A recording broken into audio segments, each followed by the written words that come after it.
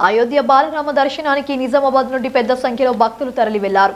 నిజామాబాద్ నుండి బయలుదేరిన ఆస్థా రైలును MP Dharmapuri Arvind, urban MLA Dhanpal Suryanarayana జెండా ఊపి ప్రారంభించగా నిజామాబాద్ పార్లమెంటు పరిధిలోని వివిధ నియోజకవర్గాల నుండి 1144 మంది హిందూ బంధువులు అయోధ్యకు వెళ్లారు.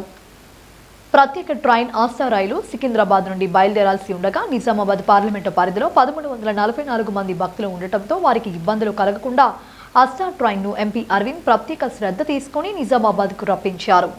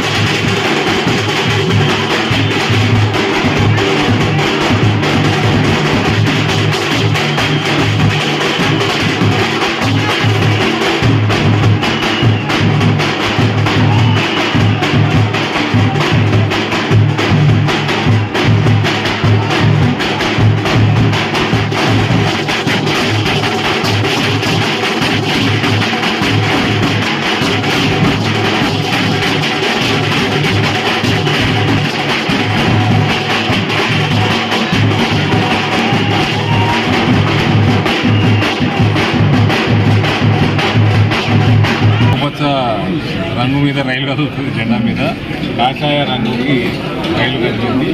ఇది నిదర్శనం రామరాజ్యం వస్తుంది. జై శ్రీరామ్.